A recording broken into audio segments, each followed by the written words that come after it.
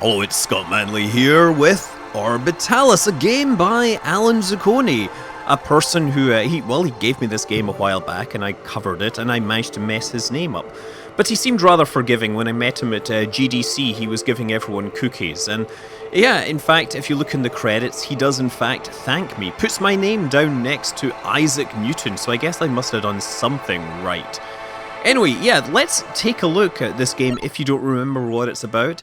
Well, it's about flinging chunks of a space probe through space and trying to not crash them into planets, or perhaps to crash them into planets. There are many, many levels given names that are themed after, space-type things. So, for example, we start out with 0rbitalis. 0rbitalis, let's start it. Again, 0rbitalis or 0rbitalis. So, what we're going to do here is just... You are this red particle, and you're in a little universe, and you want to keep this thing flying around, and hopefully not crashing into the moon at the center, or the moon flying around, or the planet at the center, the star at the center. See it there? Zips around and crashes into the middle. So that told me it lasted 7.935 seconds. You can see in the past that I previously managed 27 minutes, so... There's scope for improvement. Of course, the top one is 2014 minutes, which is quite impressive, I must say. But as the things move on, they get more and more complicated. For example, Boron. How many things are orbiting Boron, do you think? Go on, take a guess. Yes, we have 6 things orbiting Boron here. Let's see what happens. Zip that around the outside, and it's probably going to go off, yes.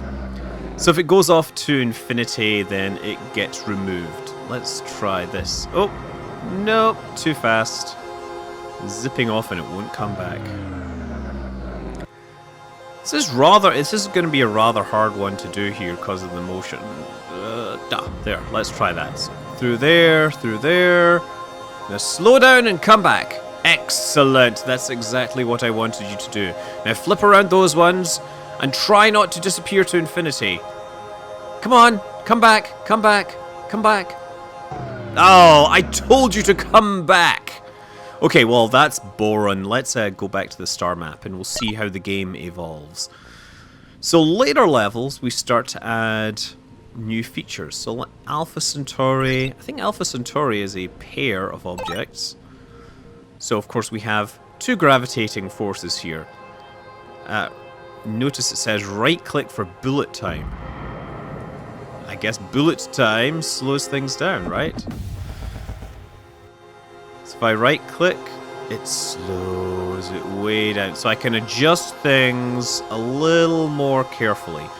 Because this is something that is... it's chaotic, right? Orbital mechanics, when you have more than one body, is not really solvable analytically, right? Which means you have to calculate all the stuff forward one step at a time. Actually, it's a little more complicated than that, but this is essentially what's going on here. They're triggering it, stepping it forward one step at a time. And this process is actually very sensitive to the initial conditions, right? It's chaotic, right? Sensitive dependence to initial conditions is a mark of chaos. So if you move the thing over by 1 pixel, it completely changes the output orbit. And I wish I could show you this in this system here. It's not really possible for me to set up 2 orbits that are slightly different. Or is it? Well, there's actually levels later on that let you do this. Let's try Nano 377 Sedna.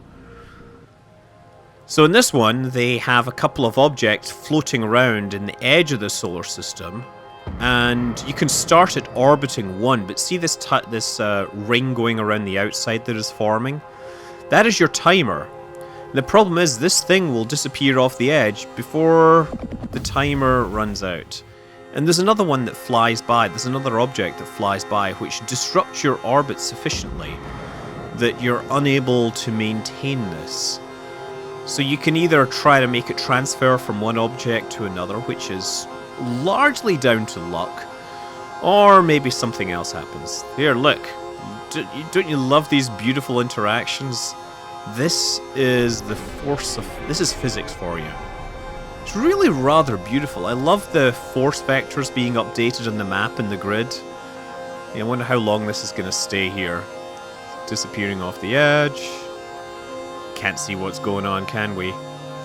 It's surely doomed to disappear to infinity at some point, and then the timer will stop. But where will it stop? Well, this is really taking quite a while. I wonder how long it has to keep going for us to get, like, a record on this. I mean, surely it has to stop at some point, right? No? There we go. 51 seconds.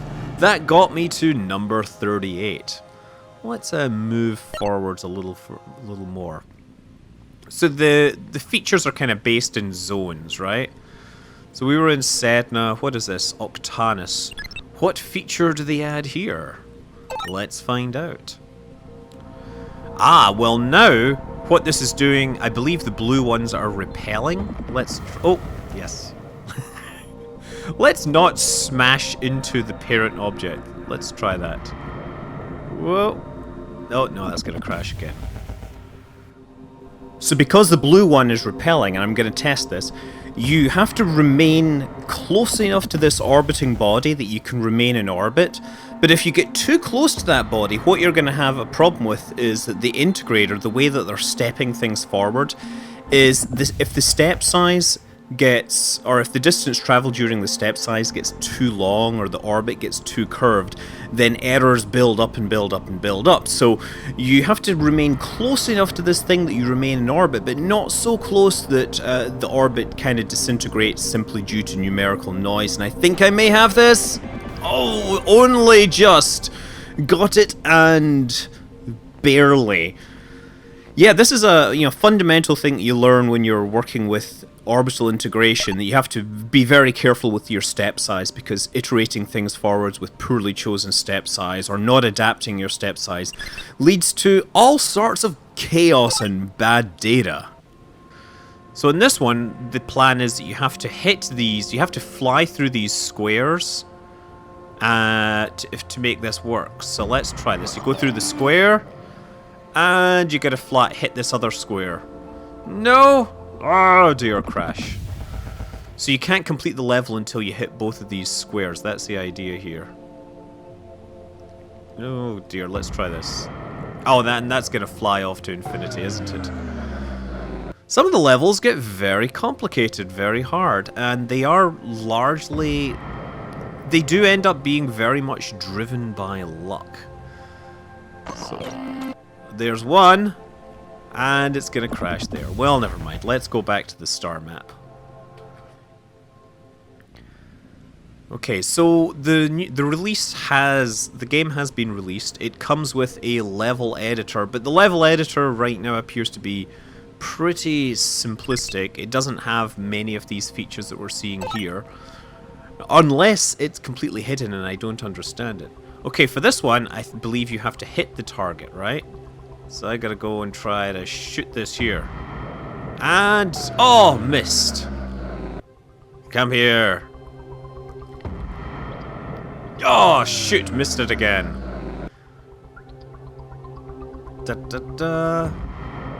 No, it's gonna hit one of its defenders there. Ah, no, come on, come on.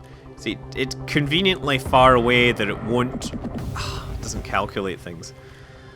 There, 1.26 seconds. So you see that they're going with the basic idea of flinging objects around and having them subject to the forces of nature, and they've kind of iterated on it. They've added new sort of concepts and features as they go along.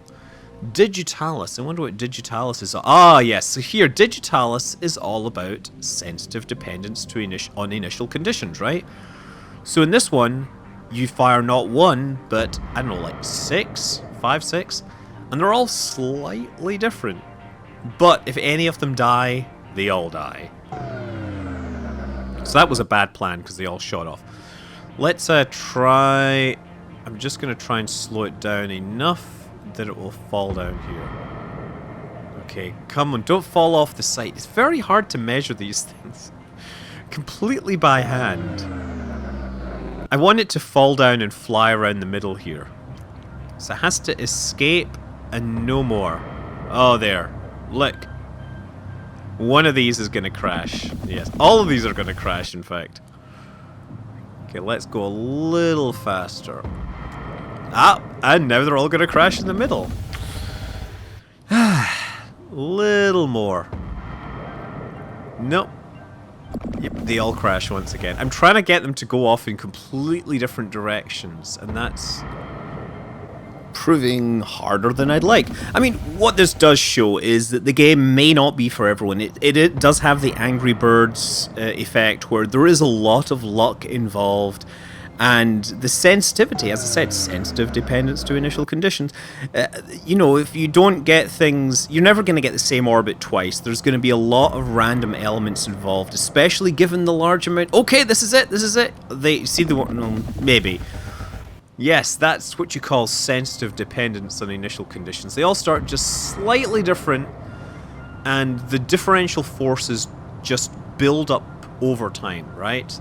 So the system becomes impossible to predict because a very small change in the input vastly changes the output. That is chaos for you. Okay, what's Vega all about? Ooh, Vega. That looks interesting. Okay, there we go. So watch this. As it goes down there, it teleports back out. So this thing is building up speed. See this? As soon as it gets through here, it's going to shoot off super, super fast. Yeah, and then it shoots off to infinity. I think I probably set some record for escape velocity there, right? Go back to the star map and see if there's any more interesting ones to show that. So that's what would happen if you could teleport these things. Mesa... Fomal... Rigel. Let's go to Rigel. Yes, please go to Rigel. I don't know what happened there. So yeah, you can try this orbit here, but what'll happen is, once it hits that, it'll fire it out over here, right? So it's like you have a wormhole. See that? It's pretty neat. You can start to experiment. And some of these things can create some really cool patterns. However, I think I may have picked the easiest and most boring level. Okay. So this is... Okay, so we've completed that. I wonder how long this thing will continue to orbit. So obviously Kepler's laws and subsequently Newton's laws of motions didn't account for planets teleporting around.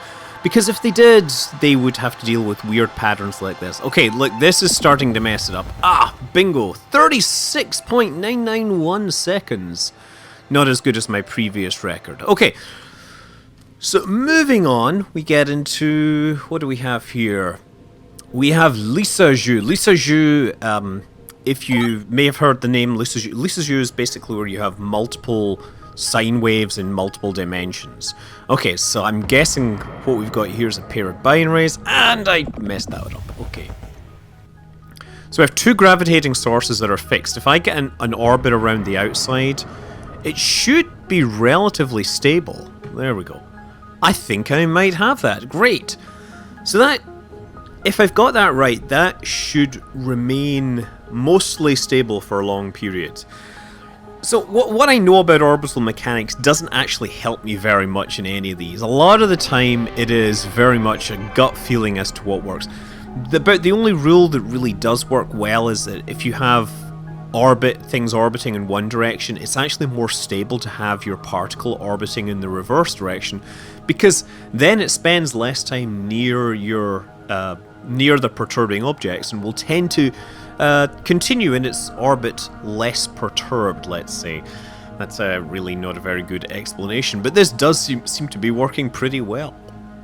Well, I think I'm just going to leave that thing running overnight to cement my position on the leaderboards or something like this. No, the game is 0rbitalis by Alan Zacconi. It is on Steam. It has been released for reals, for fools, for fool, not for foolish people, because obviously you have to be quite a smart person to play a game that is basically taking the laws of motion and just trying to mess with their heads.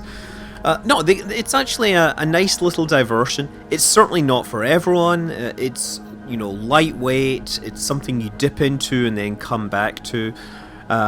If you like the look of it, feel free to buy it. I quite like the notion. I like the kind of music, the ambient music in the background. It feels very comforting to me. And I'm only noticing now that there's actually a number of smaller objects kind of doing butterfly shapes through the middle. Those are what you might call Lissajous figures, where you have basically sine and cosine waves going in different phases through the middle of the object in different frequencies, and so when you apply them in 2 dimensions you get interesting patterns. Anyway, yeah, the game is 0rbitalis. I'm Scott Manley. Fly safe.